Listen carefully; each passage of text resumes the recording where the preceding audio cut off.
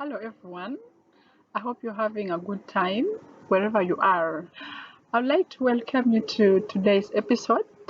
In this video, I'm going to share the outcome of excess energy intake.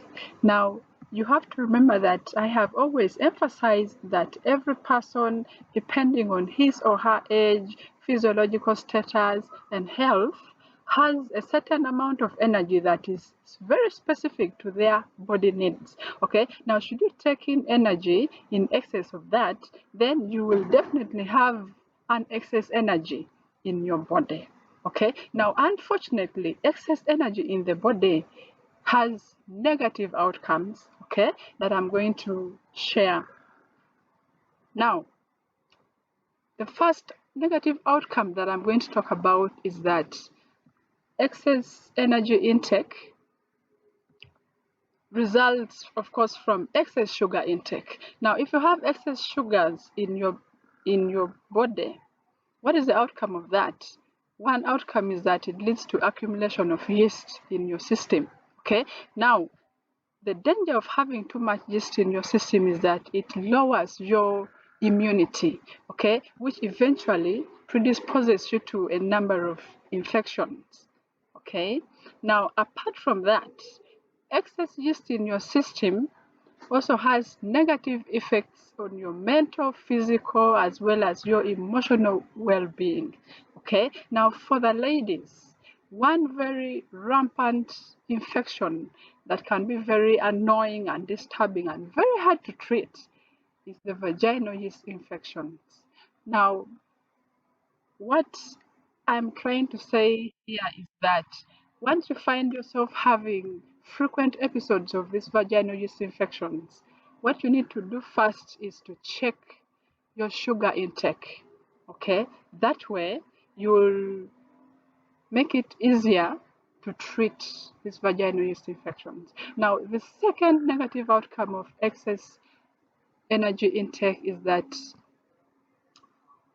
you will be prone to development of insulin resistance. Now, this is a risk factor for the development of type 2 diabetes. Okay, now this condition can be very slow to develop, okay, and in most cases it can be asymptomatic, okay, but should the symptoms show, you will observe some of the following symptoms.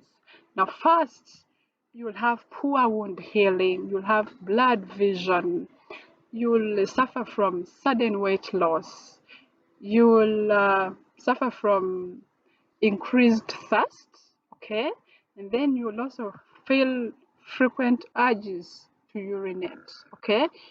Now, the other outcome of excess energy intake is body fat accumulation. Now, this is manifested in terms of overweight and obesity. Okay, now someone out there could be asking, how do I know that I'm having a normal weight status? Okay, now according to the World Health Organization, an index that is used is called the body mass index, which is an index of weight for height in adults. Okay, now if you have a BMI of less than 18.5 kilograms per squared meters, you're considered to be underweight. Okay, now a BMI that ranges from 18.5 to 24.9 kilograms per meter squared is considered normal weight. Okay, now any BMI in excess of 30 kilograms per squared meters is considered as obesity. Okay, now the other question that some of us could be asking is that how do I determine my BMI? Okay, now that is something that is very simple. Your BMI is determined by taking your weight in kilograms and dividing it by your height in meters squared.